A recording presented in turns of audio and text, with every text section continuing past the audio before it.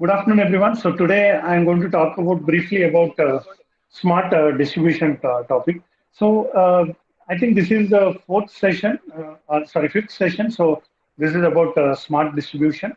So let's see what it is.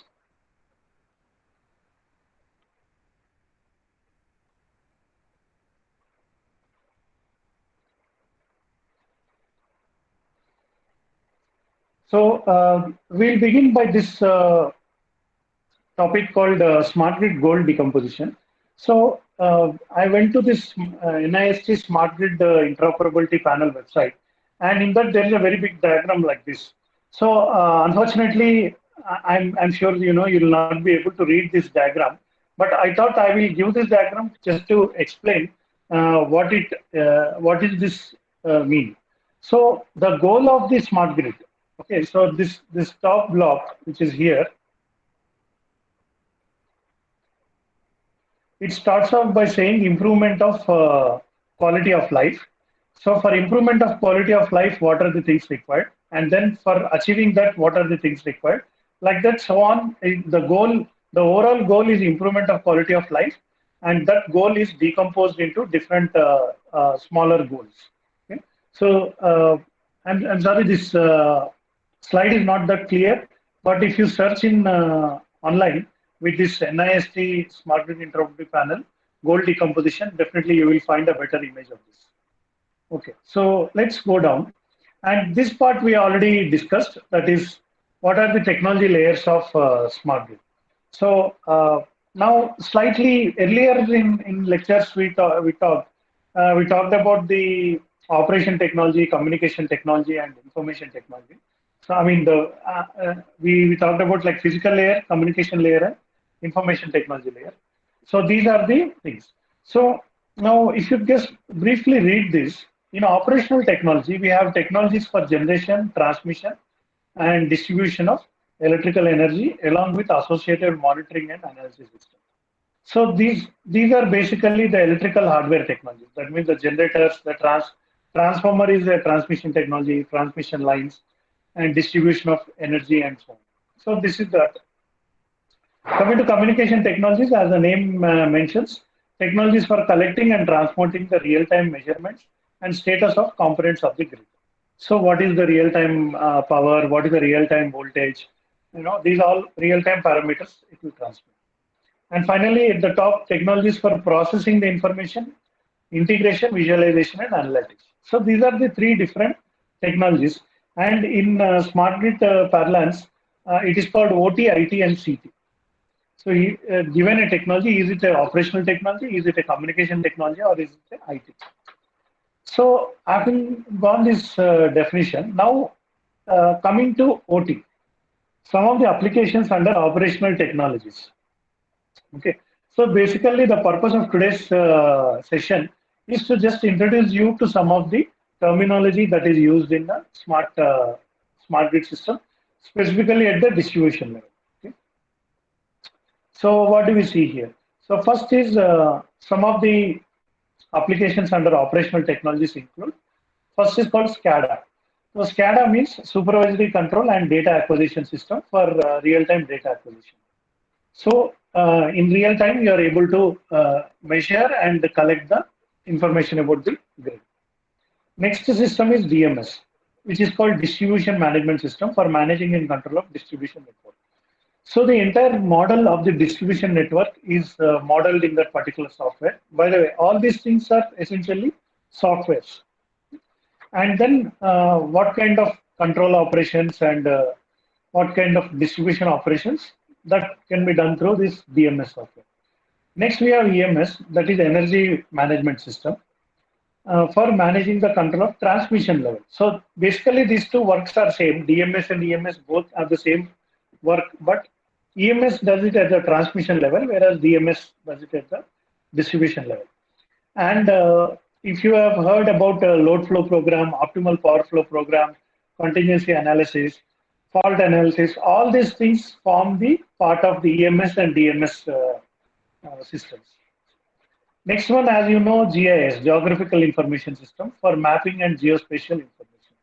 So here you want to map the entire electrical network on a geographical map and identify where what is going on. So these are some of the operational technologies. So there are many others which right now I'm not going through. So now functions of operational technology. So first one is network protection and control. Next one is outage management and service restoration. And the last one is optimal economic operation. So these are the three main functions. Of course, the priority is also implied in this. The initial important one is the network protection and control. Once you are able to do network protection and control, next question is outage management and service restoration. And finally, optimal economic operation.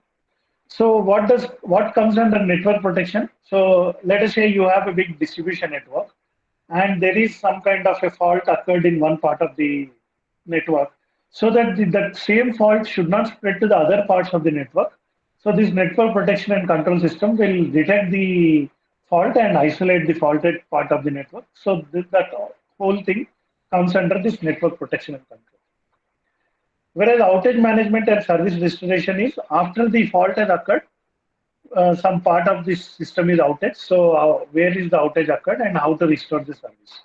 And finally, optimal economic operation. Here, you want to operate the grid in the most economical way. So that is why we use this optimal economic operation.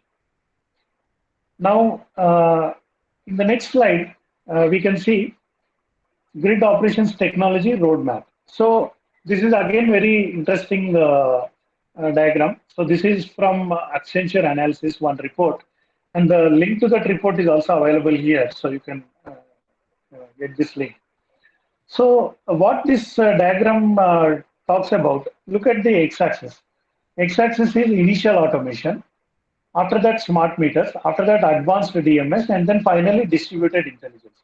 So let me zoom in a little bit. So initial automation, and as I said, 0% it is. So, and rate of augmented, so the y-axis is rate of augmented grid control to 100%. So how much you are smart, 0 to 100% we can see here. And then this is initial automation. Then afterwards, smart meters. Then afterwards, advanced DMS, and then finally distributed intelligence. So these are the different stages. Now, what are the things? Okay, so let's look at this. First is SCADA. So what? Let's say you have been in charge of, you are made in charge of a distribution company, and now you want to modernize the distribution company. So first question you should be asking is, do we have a SCADA system? So SCADA system is at different locations. Some sensors are installed, and you will be able to collect the information about power flows, either on a minute-to-minute basis or maybe even sub-minute basis. You are able to control. You are able to get the information about your system. So that is SCADA system. So next one is after SCADA system, first generation DMS. So DMS is distribution management system, as I mentioned. So the problems are the softwares for load flow analysis, contingency analysis, etc. That kind of things will be there here. Next, we have substation automation. So what is the substation automation? So entire distribution network is consisting of various substations, electrical substations, where the voltages are stepped down for distribution. So the entire substation need to be automated. So then there are some technologies for automating a substation, like remotely monitoring and remotely controlling the transformers and things like that. Next, if you go a little further, we have automated meter reading and advanced metering infrastructure, AMR and AMI.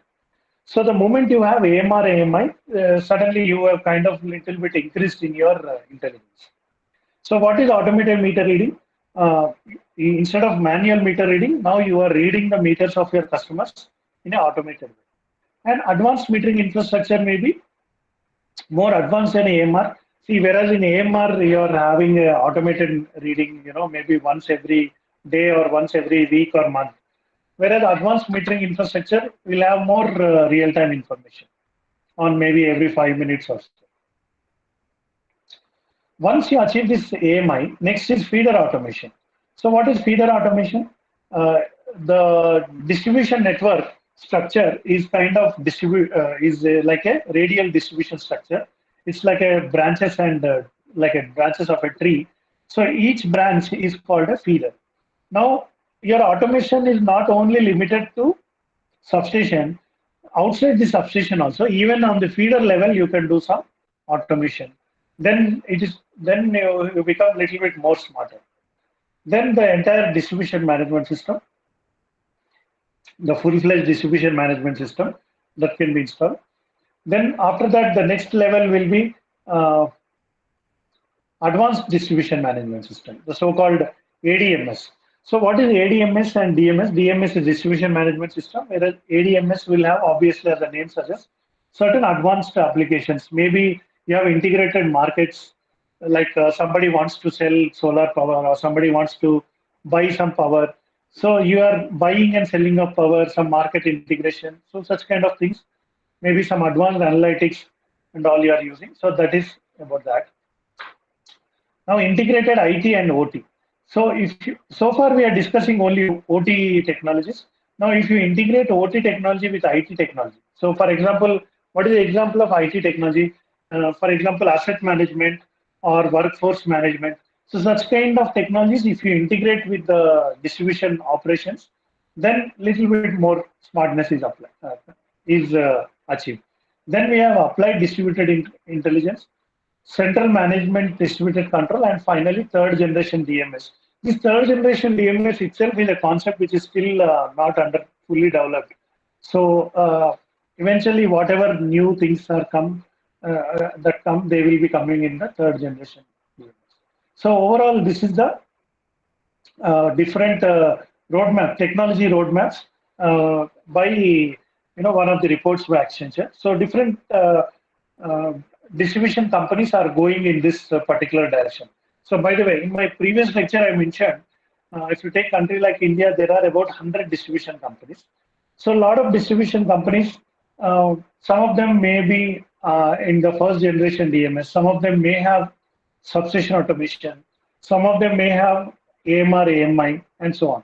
So still a lot of path needs to be covered. Most of the substations, as per my knowledge in India, as of 2020, most of the substations maybe maximum are at the AMR and AMI level, but not beyond that.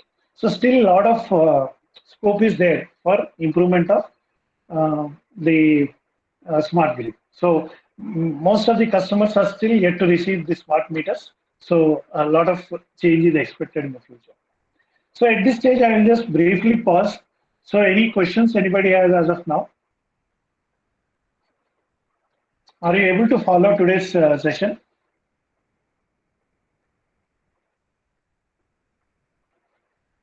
Yes, sir. Yes, sir. Yeah. So today, because I am going a little bit into technical terminology, otherwise the earlier sessions were more on, the general level. So yeah, feel free to ask me any doubts which comes to your mind. Okay. Now in this next slide, what I'm showing is components of a distribution system. So what are the distribution system? So what are these components? So if you look at this middle cloud, this is by the way, this is the diagram from NIST Smart Grid Domain Model. And again, the link is provided below. If you visit this link, you can go to this diagram and its detailed description. But anyway, so let's look at here. So on one side, we have transmission. And this transmission has the input supply to the distribution level. And once the power enters into the distribution system, there is a small distribution substation, and then distributed storage is possible. And from there, it is distributed across using different feeders, using these poles and all. Finally, on the right, there is the end consumer. On the top, markets is there. On the left, operations is there. So here, what are the functions of a distribution company? So here, if you see, we have controlling of the switches, measurement, protection, recording, and optimization. So these are the different activities done by the controller. And here you can see a capacitor bank. So what is a capacitor bank? So when voltages are falling in your distribution feeder, the voltages may be falling because of poor power factor. To improve the power factor and improve the voltage profile, we can add a capacitor bands. So normally open switches, sectionalizing switches, these are used for reconfiguring your network. And there could be distributed generation, there could be distributed storage, and so on. So just to show what are the components in a distribution system. Okay, so let's move forward. Now, so in the further slides, I'll talk about more details in the distribution system. You can divide it into three parts. So one is the substation, and then the network itself, and then finally the end consumer. So what is the smartness at each of this? So let us see that. So first I'll talk about distribution automation. So any automation which is used in the planning, engineering, construction, operation, and maintenance of the distribution power system is called distribution automation. So again, this is the definition I found in again one IEEE document. The link is given below. So given the distribution network, what kind of automation you want to use? So any automation can be defined as a distribution automation. So now again, since I said distribution has three parts, so substation automation, consumer premises automation, and network automation. So you can do automation in each of these. So introduction of automatic equipment, and automation includes infrastructure, information communication technology, and software systems. Okay, so let's see some examples. Now coming to substation automation, so within a substation you have these technologies. One is intelligent electronic devices. So this IEDs, it is called intelligent electronic devices, means these are traditionally people used to use what is called as RTU, remote terminal unit.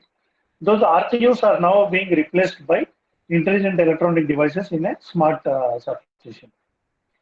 So they are basically digital devices which can be remotely monitored and controlled. Then digital instrumentation transformers, and finally control commands. So these are some parts of the substation automation.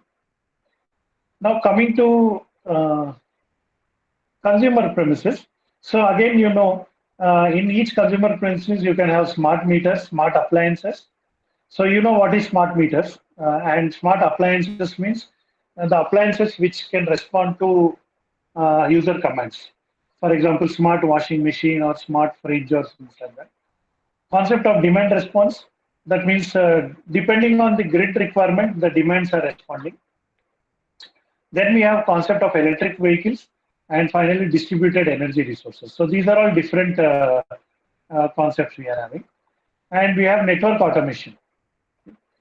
So let's see network automation. So at the network level, if I go for automation, so first one, here we have outage management system and distribution management system. So again, under outage management system, fault location and isolation, service restoration. Under fault location, again, methods, and there is a device called fault passage indicator. Using that, we can easily find where the fault has occurred. And then under service restoration, we have mobile workforce management and reconfiguration. Whereas under distribution management system, there is voltage control, condition monitoring, and asset management. So these are again some of the components of the DMS, distribution management system. So let's move further. See, our presentation, rest of the presentation, I am not focusing on substation automation, and I'm not focusing on consumer premises. I focus on the other one.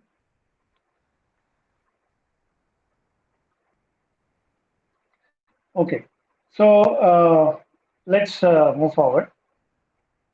Yeah, so outage management system.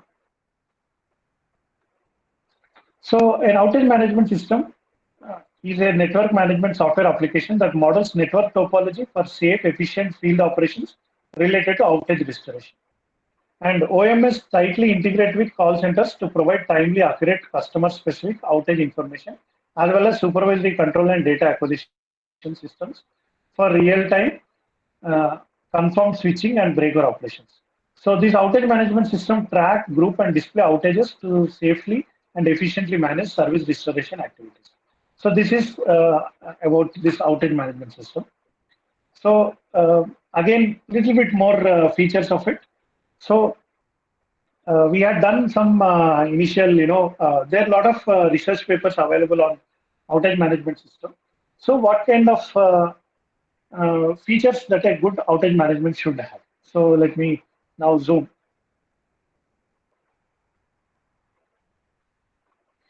So effectively handle flood of SCADA data. So whenever there is outage, a lot of data comes. So how to handle the data effectively.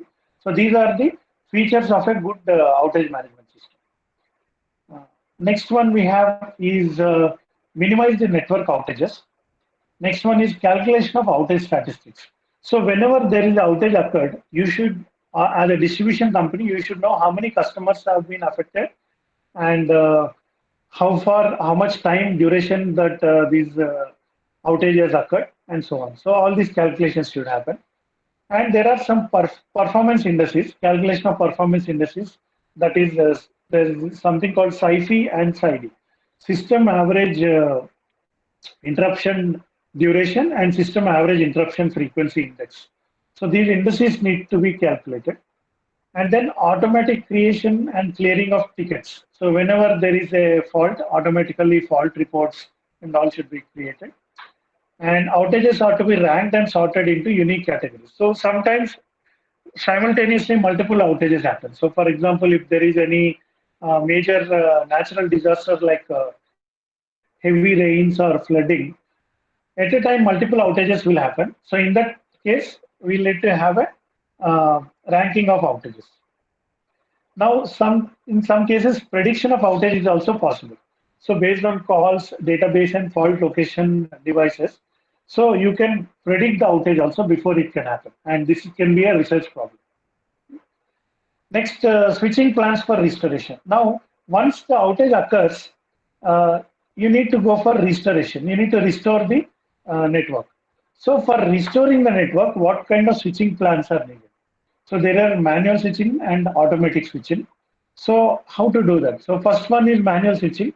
The outage management system displays the restoration steps along with number of customers restored. So in a large network, a part of network has been outage. So what might be the reason? Let's say some accident has happened or some tree fell on a distribution line and the particular network is disconnected. In that case, then this outage management displays the steps. First, this part should be isolated. Next step, this part should be activated. This close so-and-so switch and open so-and-so switch. So like that, different instructions the system will do, and manually these steps are implemented. And the other one obviously is automatic. You select a device to be isolated and switch order application automatically develops switching sequence required to implement the operation. So this is again a practical topic. Next, coming to study mode. So there is something called study mode, which is not, for example, you want to test the training of these operators. So you cannot create actual fault in the actual system. So you keep the software in study mode, and then you can artificially create faults in software and then try to study. The system will validate switching plans and run a load flow analysis to determine the effect of switching. So these are all parts or whatever features that come under the outage management system. Now, what are the tasks? So again, briefly, I'll explain what are these tasks. So one of the tasks is building the network structure. See, when a distribution company network is there, it keeps on varying with respect to time. Certain days, certain parts of the network are active. Certain other days, different parts of the network are active. So all the time you need to track changes and then build the network structure. Now, placing of PMUs or fault passage indicators. So these are some advanced instruments, phasor measurement units or fault passage indicators. You'll have to do the placement. These are also tasks. And then identification of exact location of the fault. For exact location of the fault, different methods are used. impedance based, traveling wave based, topological configuration based, and knowledge based. So what do I mean by this exact location of the fault? See, for example, there is a 10-kilometer line. So among this 10-kilometer long line, at one of the location fault has occurred and the entire line is disconnected. Now, for rectification or for repairing, you need to identify. So how will you identify? So if you start checking for the fault from one end, and if the fault is in the other end, it will take a long time for you to physically check. But then if you use this impedance-based method or traveling wave-based method or some other little bit of engineering-based methods, the method may inform that the fault has occurred between kilometer number 4 and kilometer number 5. So then only that 1 kilometer you can monitor and identify the fault. So like this, it is possible. Next, database with details of maintenance and repair. Now, you can also create a database for maintenance of repair queue. And then what is the structure of the database? How is database updated? So these are all questions that the distribution company has to ask. Website with progress of the work. See, sometimes some repair work is going on in the distribution sector. So the neighbors or the community nearby, they want to know how much repair is over, what time the repair will be completed, when this net power will be restored, and so on. So in that case, better to have a updating of website with progress of work, so that people are informed about the status of the work. And finally, record the response from the crew. So all these are the some of the tasks carried out by the outage management system. So basically, to summarize, we are discussing. I'm just going back. Under distribution automation, there is substation, consumer, and network. Under network, I am talking about outage management. So now communication layer. So what is the communication architecture? First, there are customers who are connected to distribution network, who are connected to substations, and finally substations connected to distribution control center. All of them, see, the power flow happens from substation to distribution network to consumer, whereas the communication flow can happen from any to any.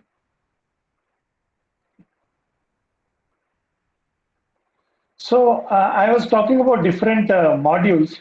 So the outage management system can be having like modules like this OMS.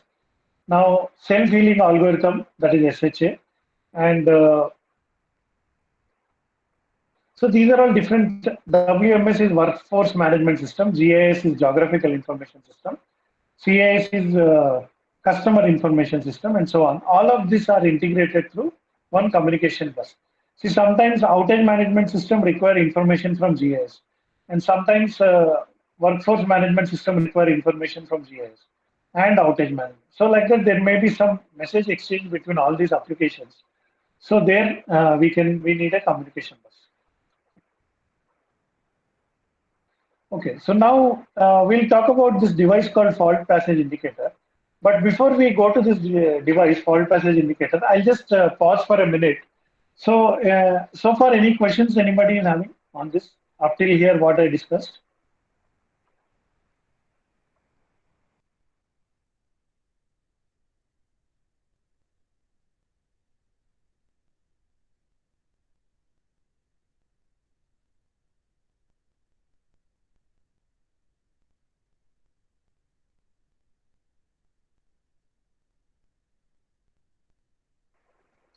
I'll just take a pause of a couple of minutes. I'll be back. Meanwhile, you can just write down your doubts or thoughts. We'll discuss that.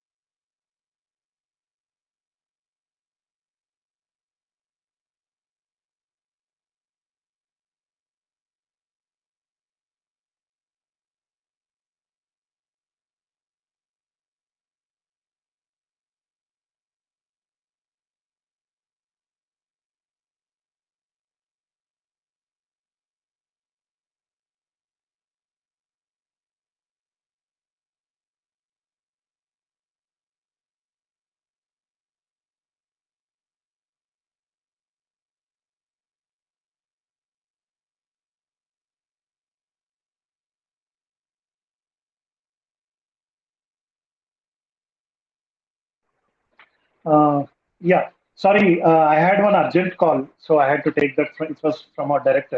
So anyway, so let's continue. So I see some questions coming up in the chat. So first one is something about self-healing, please. Okay. So let me see if I have some information about that. Yeah. So I think the rest of the presentation we are going to talk about the self-healing grid concept. So right now I'll not answer that. Next question is there, it is regarding temperature faults, temporary faults, which eliminates by its own. So the self-healing grid is not related to temporary faults, but yeah, so we'll discuss that. Any other questions anybody has regarding this? So far, whatever we discussed today, anybody have a question?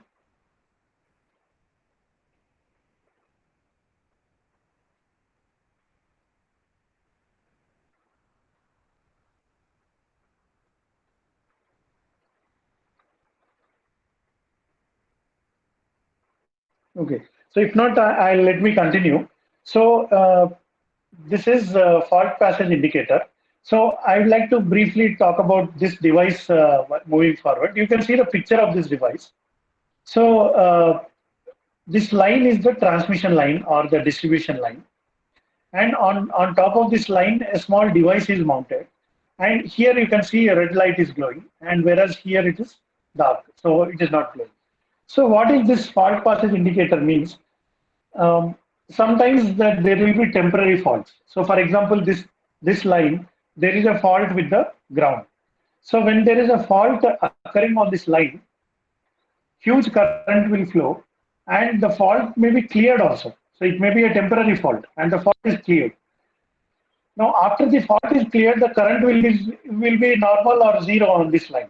So you don't know, but uh, you have this indication. It says that sometime back there was a high current flowing in this line. A fault has occurred, and this indicator will tell where the fault has occurred, on which line the fault has occurred, even after the fault is being cleared and like that. So this kind of devices will help that way.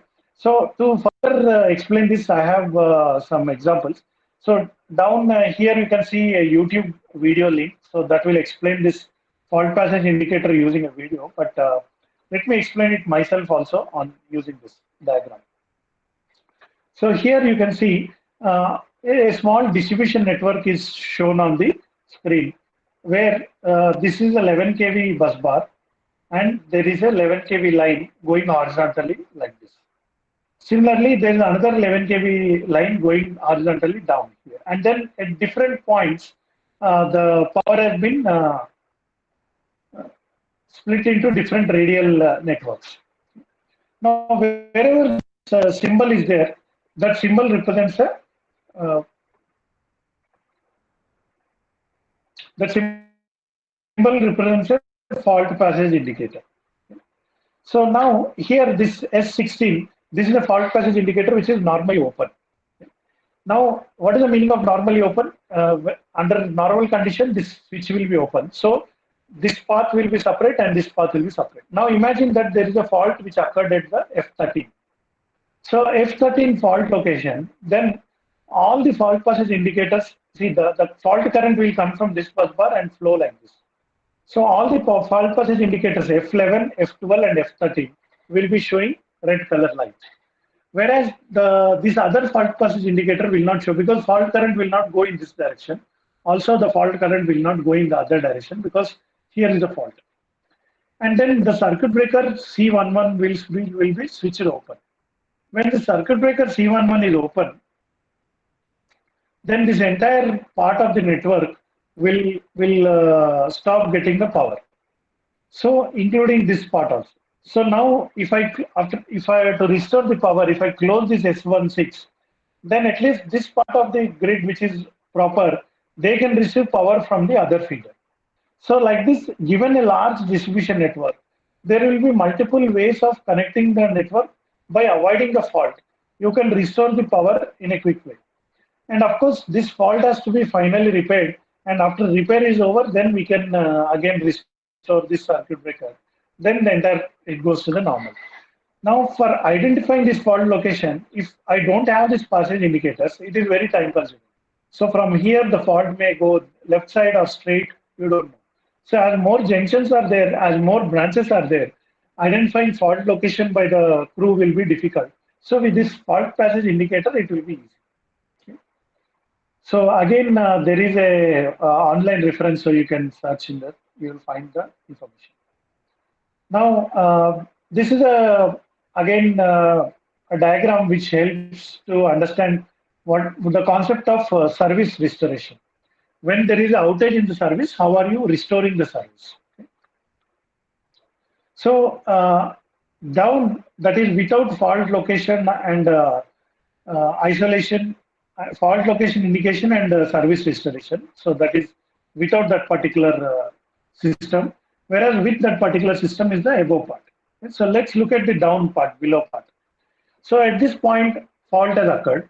It will take about 5 to 10 minutes for the fault report to be generated. Fault report will indicate what is the fault and with what time it has come and all these things. Now the fault report is received by the control center, and the control center will send the repair crew, and the repair crew will reach to the particular place. So the whole travel time may be 15 to 30 minutes. Now the repair crew reached the particular point. Now once the repair crew reached a particular point, exactly where on that, as I mentioned, there is a 10-kilometer line. Exactly where on that line the fault has occurred, they have to search for it. So fault investigation, patrolling, and then finally manual switching, trial and error, everything. By the time they exactly identify the location of the fault, it may take almost 45 to 75 minutes, almost 1 hour. And then repairing and restoration may take 1 to 4 hours. So overall, the entire generation of report, traveling and finding out the fault and repairing and all may take close to 6 to 7 hours in a without this fault passage indicator. If you have fault passage indicator, then simply you come to the location. Everything before is same. The So on the healthy part of the sections, the power is immediately restored, whereas non-healthy part, you can immediately find the location in 5 to 10 minutes, and then repair can start immediately. Effectively, you are saving almost 2 to 3 hours of time for restoring because of this fault passage indicator. So that's why a fault passage indicator should be used in the distribution.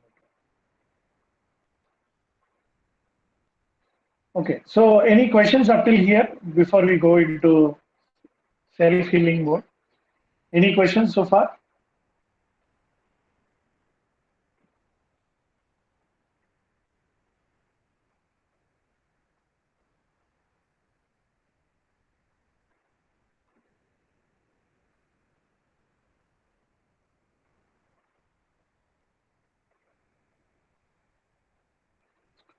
Okay, so if there are no questions, I'll continue. Next topic I'm talking about is called self-healing. So self-healability is a property that enables a system to perceive that it is not operating correctly and without human intervention, make necessary adjustment to restore itself to normality. So this is a one definition of self-healing. So the key point is without human intervention. So this is a key point. If something identifies a problem and corrects the problem itself without human intervention, without any human commands or operations, it is called self-healing grid. And a distribution network can also be trained or can also be developed and designed such that it has a self-healing capability. So now what is again self-healing? So normally you are under normal operation. So from normal operation, you may directly go into fault or breakdown. Then you may have to go restoring control and come back to normal, or you can do some emergency control and come back to normal. And your system is fragile, then you can do a preemptive control and come back to normal. And when you are in normal condition, you can continuously do optimization and improve your situation. So these are the different control strategies used in self-healing. So I think I'll, with this basic this thing, I will pause here again for this presentation. So any doubts, any questions you have on this? So I do have some more slides to discuss, that is shortly. But then before I open the next presentation, I want you to uh, inform if you have any questions right now.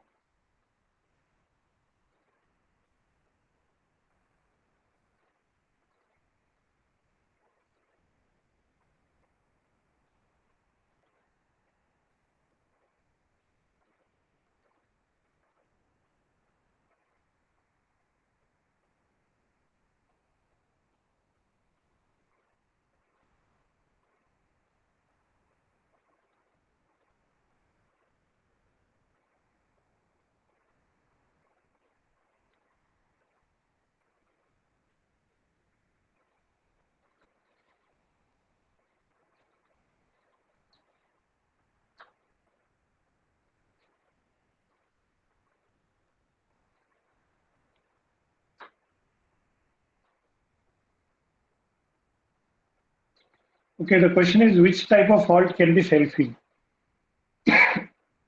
So, uh,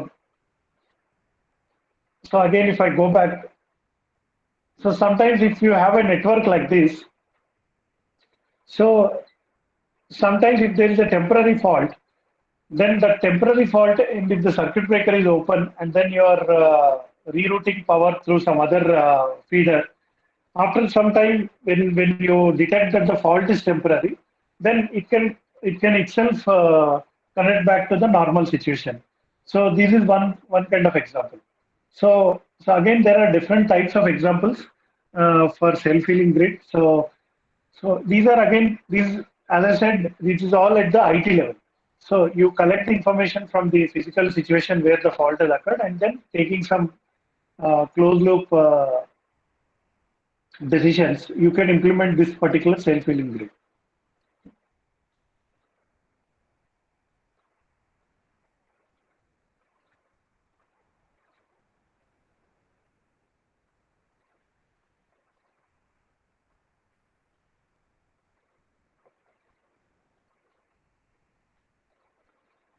So since we are in the theme of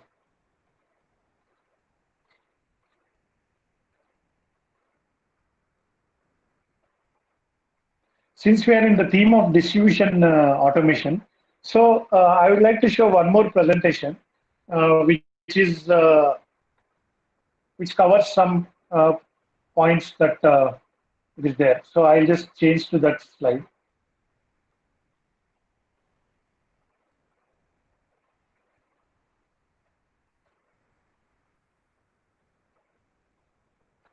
Okay. So I think now you will be able to see the presentation.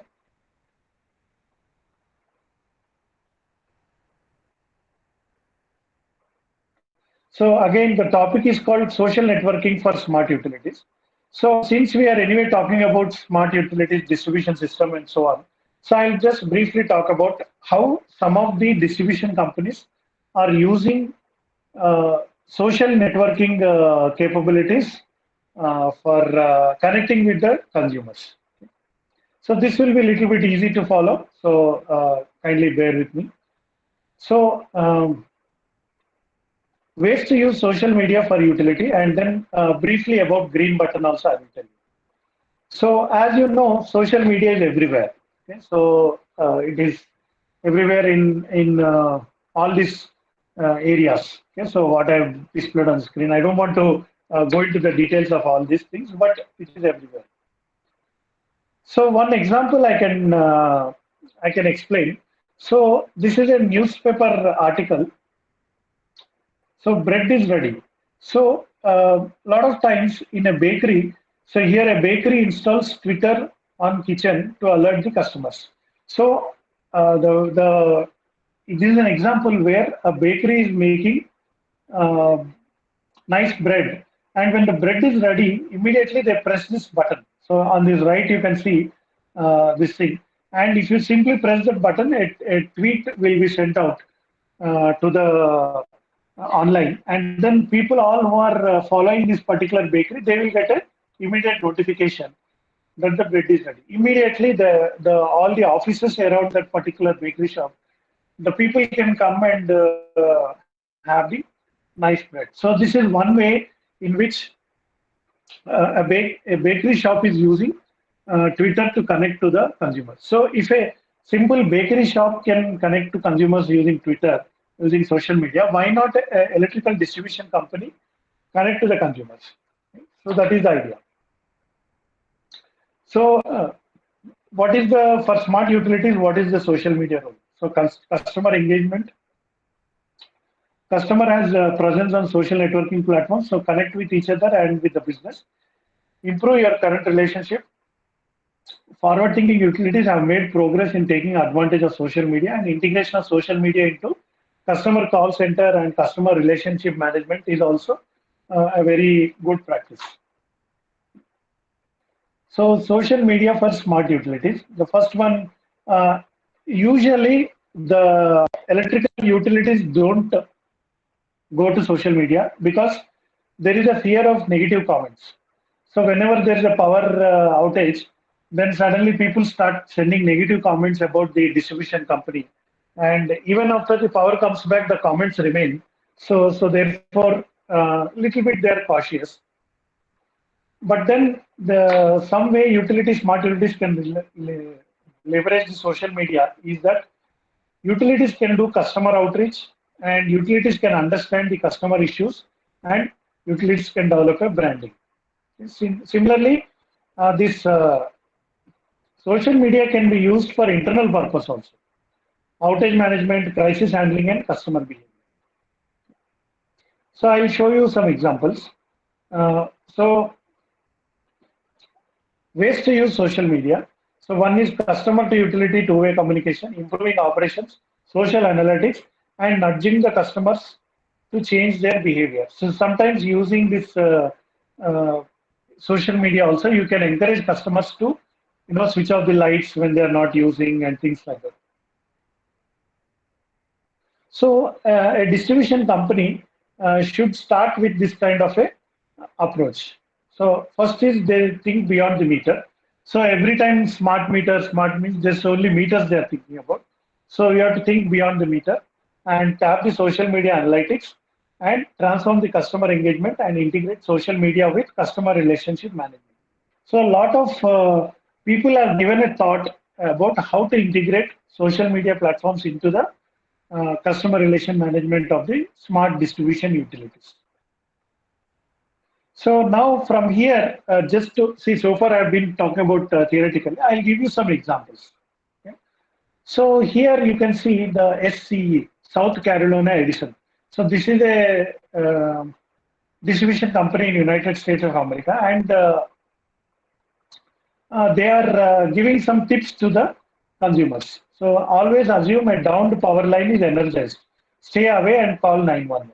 So whenever you see there is a downed line, so the wire got broken and it fell down, then immediately you have to inform police and call police and like that. They are giving some message to the customers. Electrical safety tip: grasp the plug, not the cord, to remove the power cord from the outlet. So while removing the power cord from the outlet, hold the plug. Don't hold the wire and pull it. So like this, this may be basic, but then this is some one way the customers are being engaged by the electric utilities. Now this is one more. Replace your incandescent light bulbs with more efficient CFLs or LEDs. Then one more. Con Edison. Con Edison is another utility in United States. Restored power to over 225,000 customers. To find out more, there is a link. So whenever there is a major disturbance and you have restored the power, you can mention, you can announce that that power has been restored. And then you can provide a link. There, if you go to that link, people will understand what kind of problem happened and why it is like this and so on. They will understand about the utility, what the activities they are taking. Similarly, again, South Carolina, one more tweet. Since Saturday, our crews have restored power to 87,816 customers affected. affected by the heat wave. So heat wave is a kind of a natural disaster. So whenever there are these natural disasters happen, there's a huge interruption, and you can keep updating the customer. So some more tweets I want to read. I'm feeling thankful for all the hard work of SCE in uh, keeping us cool and for firefighters out in the hot sun fighting fires. So this is a feedback given by a customer. So customer feedback can be also shown. Give props to your local utility for keeping the lights on and unglorious but necessary. So just this is again one more customer is praising the company. Now, some you can also mention about some smart grid programs. So, cost of the smart grid is $400 billion over 10 years, pales in comparison with the annual line loss cost to American business of $120 billion. So, annual line loss cost to American businesses itself is $120 billion. So, the amount of investment in smart grid is not that high. So, like that. So, these again they are educating people. Some people have concern about huge investments in the smart grid, but it's not actually huge. Let me indulge in some more examples. So Excel Energy is another utility in US. So seal cracks and crevices. Drafts in your home can waste anywhere from 5 to 30% of energy used in your home each year. So this pertains to heating of your houses. In cold countries, they use home heaters, but then if there is a small crack in a window or somewhere, from there cold air enters into the house and it consumes more power. So by sealing your cracks and crevices, 5 to 30% energy can be saved. And deploying additional personnel in advance of severe winter storm. So again, people can give an advance message that there's going to be storm. Now, this is another message by one distribution company, AEP. So what they're saying is, you have an old working fridge or freezer, let us recycle it and give you $50, plus a chance to win $250. So if here the distribution company is purchasing old fridges from the old refrigerators from the consumers. So this is another initiative for recycling and things like that. So the old, why they are doing this is the old equipment consumes more power, but people still continue to use it because they have it. So now by buying back the old equipment, you are encouraging consumers to replace them with a new, more efficient equipment, and you are recycling the old equipment also. So this is another example. So I have a lot of examples actually. So most of the examples are from US. So whereas the similar kind of initiatives should happen, all the distribution utility companies should engage with the consumers using social media platforms. So need to find one of our offices, use our office locator. So this is all some of the things. So some scams also they are alerting and so on. So this one is interesting again. So you see, Horizon Utilities is one utility. So here they are mentioning there is an outage on a particular road and 894 customers, and ETA for restoration is 2 p.m. So at what time the restoration can happen, the consumer is being informed. And at 1:29 p.m. the outage has been cleared. So first one message goes that there is an outage and it will be cleared by 2 p.m. And another message goes when after it is cleared, okay, we have restored the power. So like this, sharing the information with the consumer. Conserving energy is easy with useful, helpful energy tips. So sometimes they can keep the photograph also of the crew who are working in the hot weather. So these are more examples. So finally, some small points about how to handle risk. So these are not generally for, not only in general for what you call electric utilities, but also in general comments. So when you get negative comment, A proper response protocol should be in place as a part of social media strategy. Negative comments should be handled by appropriate departments. So something like that. And then privacy risk. So again, I'm not going into details of all these things. I leave this slide. You can always pause it and read the matter later. So there may be data security, there may be information updates, legal risk and fraud risk. So all these things needs to be handled. So before I go to green button, can any I just want to briefly pause for a while. Any questions up till here? Any observations? Any thoughts so far? Whatever I've discussed.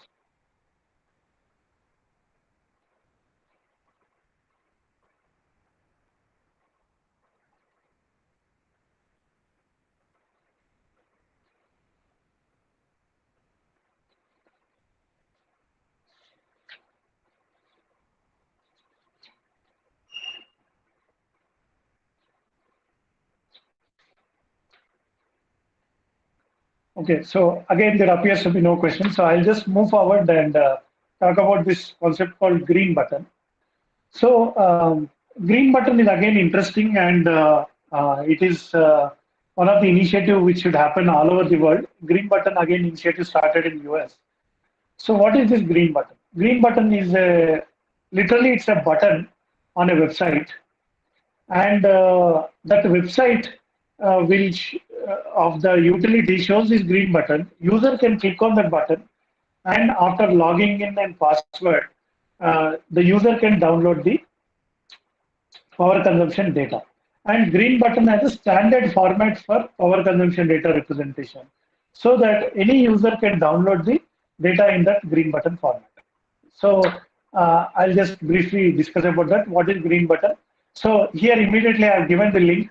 So please visit that link, greenbuttondata.org, and you will find more information. So what is green button? Green button is a secure way to get your energy usage information electronically. So if the utility wants to share the information with the consumer, they can use this particular format. It's one step towards realizing the common sense idea that customers should have access to their own energy usage information in a downloadable, easy to use electronic format offered by their utility or retail energy service provider. Okay, so again, this slide I got from that particular website. So how the green button initiative works.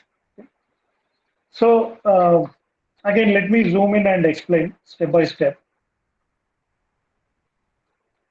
So the first step is that you have a smart meter. Smart meters capture your energy consumption data and transmit to your utility company. So smart meter is sending data to the utility. Your utility company converts the data into green button format. So green button is a standardized format, as I mentioned. Now, step number 3, you choose apps that use the green button format. A lot of people can develop an application which can, since green button is a standardized format, so it can understand the data. Then you give your utility company permission to secure and share your data with the app. Then immediately your data will be shared to the app, and then you can display. The apps provide you with information analysis based on your data. So you will get daily charts, monthly charts, some tips and all these things. You can check either on your phone, you can check, or on your laptop, you can check. So this is the concept of green button. Now, what are the benefits of green button? Track and analyze your energy usage and conserve and save money. Assist with retrofitting and planning to increase the energy efficiency of your home, and optimize the size and cost effectiveness of rooftop solar panel. See, most of the time, you don't know what size of solar panels to use. So unless you have the data of the your loads, you will not be able to size the solar panel. So this green button will help in that. So there is one apps for energy. This one again, go to this particular link. Lot of applications are available which are based on assuming that this kind of green button format is available. What kind of benefits can be there? So those who are interested in developing apps can also try to develop an app for energy. So there is a Google power meter. So Google company also developed a power meter. So, but it was not that successful. But anyway, Google launched power meter as a free energy monitoring tool to raise awareness about the importance of giving people access to their energy information. Power meter included key features like visualization of your energy usage, ability to share information with others, and personalized recommendations to save energy. So Google partnered with device manufacturers and utilities around the world to provide options for accessing energy information. So again, about this you can read at this level. Okay. So I think with this I'll come to the ending. So in this today's session, we have seen two parts. One is the smart distribution system. So how the smart distribution utility can make the utility smart, and then how they are utilizing this social media. So I'll briefly pause. So again, I ask you to explore yourself all these subjects and find out more about these things, and prepare some questions, and have some discussion in the next session. Meanwhile, before I close this session, any final observations, any final questions anybody has?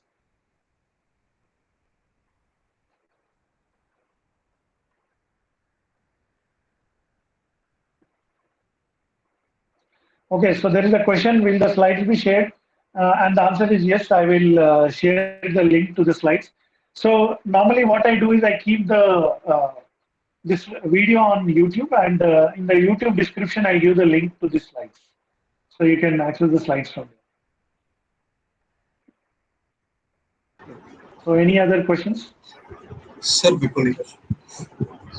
Sir, yes, Vipul. What's your question? Sir, when we consider a smart distribution management system, so in that system, do we also have any transformer which is also designed for smart use? For example, do we also call any transformer as smart, which can auto heal itself, or which can detect any fault, or which can detect if oil level is going above the limit or something like that? So, do we consider any smart utilities such like this in any system? So if I understood your question correctly, what you are saying is smart utilities are operating the big, large distribution network. And then within that network also, the components can be made smart. Is that what your question? Smart distribution transformer, Yes, sir. smart Yes. transmission feeder, things like that.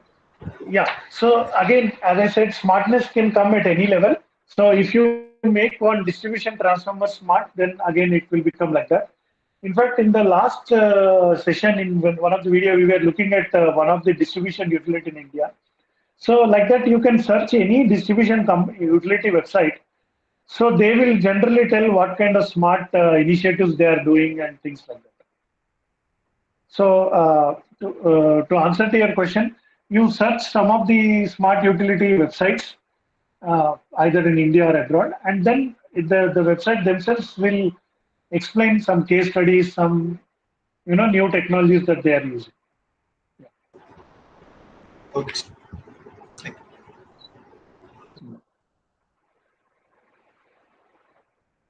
So one of the other question was why Google Meter is not successful.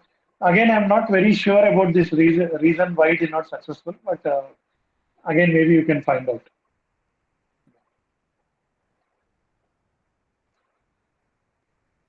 So any further questions?